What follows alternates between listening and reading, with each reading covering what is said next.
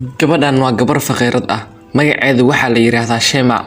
Shema waa agoon mana laha hooyo iyo aabbo, mana haysata meel ay seexato. Maalin maalmaha ka mid ah ayay aad u gaajasnayd. Waxay u soo baxday si ay cunto uga raadsato qashinka, sababtoo ah wax lacag ma haysato. Laakiin nasiib darro meeshii cunto waa ay ka weysay.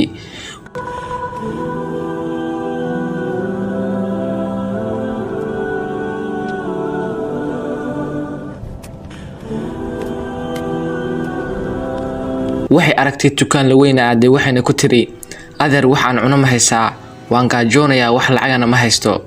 Ninkii wuxuu ku yiri halkan ka tag, waxaad tahay faqiir, aniguna masaakiinta waxba ma siiyo, hataadan wajigayga ka hor dhaqaaqin waxaan kugu wacayaa booliska.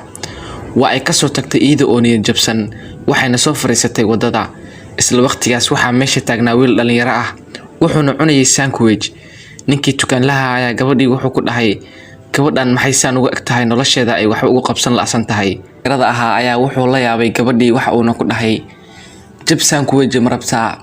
Waxay ku dhahday haa. wuxuu dhulka ugu soo tuuray jabkii sandwich-ka ahaa sida ayda oo kale. ninkii dukaanlaha ah wuxuu bilaabay inuu ku qoslo gabadhii uuna ku jeesjeeso.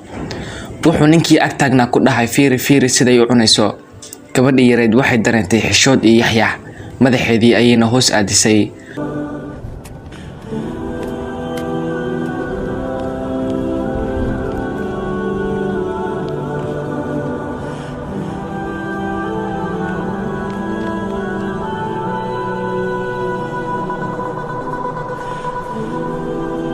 markii uu wiilkii dhalinyarada ahaa baxay, ninkii dukaanlaha ahaa ayaa wuxuu gabadhii ku dhahay, cunug yahay faqiirada ama rabtaa cunto.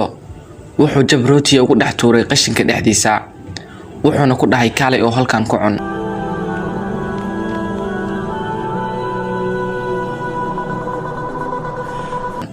waa ay soo kacday gaajada haysay awgeed, waa ayna la soo baxday. isla waqtigaas waxaa meeshii marayay oo arkay gabadhii. nin meesha ku cusub waa uuna la yaabay gabadhan cuntada qashinka kala baxaysa. gabadhii qashinkii ayay kala soo baxday jabkii rootiga ahaa, ay ku ridatay koofiyadeeda. ninkii ayaa arkay gabadhan oo cuntada qashinka ka baaranaysa. ninkii dukaanlaha ahaa ayaa soo dhaweeyay ninkii cusbaa, wuxuu ku dhahay, waxaan rabaa inaad iga iibiso cunto. ninkii gabadhii ayuu aad u fiirinayaa isagoo oo ka murugaysan xaaladda ay ku sugan tahay gabadhan yarka. markii cuntada la siiyey, ninkii wuxuu cuntada u qaaday gabadhii, wuxuuna ku dhahay, gabadheedii cuntadan adiga ayaa iska leh, mar dambe ha cunin cuntooyinka qashinka ku jira. waxay qaadatay cuntadii waxayna bilowday inay cararto. ninkii wuxuu u wacay gabadhii, wuxuuna ku dhahay, kaalay xaggee aadaysaa? gabadhii ma ayna soo laaban, wayna sii carartay. ninkii wuxuu u soo laabtay ninkii dukaanlaha ahaa, wuxuuna ku dhahay, gabadhan waa gabar miskiin ah. ninkii dukaanlaha ahaa wuu qoslay, wuxuuna ku dhahay, tan maa miskiina, waa cunug xun, mana rabta inay nafteeda maarayso. ninkii oohin ayuu isku celinayaa, wuxuuna ku dhahay, ilaah ma ka baqdid, waxaad tahay 28 jir, sidee ayaad u adeegsanaysaa waqtigaaga?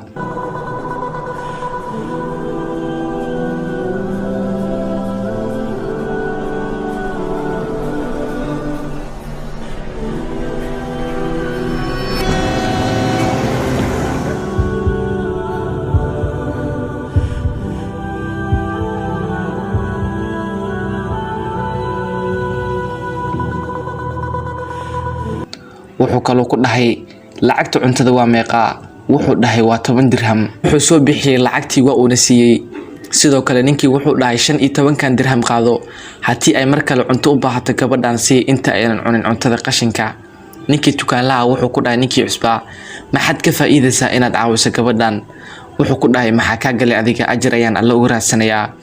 ninkii inta uunan bixin wuxuu ku dhahay, alla ka baq, haddii ay gabadhan wax kale u baahato sii, ammaano ayay kugu tahay. ninkii dukaanlaha ugu dambeyntii ammaanadii sidii ayuu ku qaaday.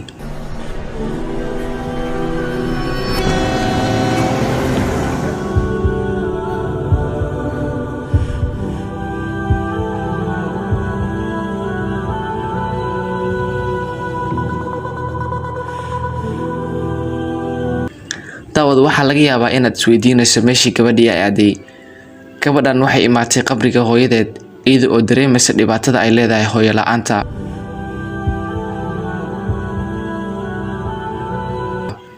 gabadhan waa ay soo baxday, waxayna u timaaday walaashadka yar si ay u siiso cuntadii ay ninkii ka soo qaadatay.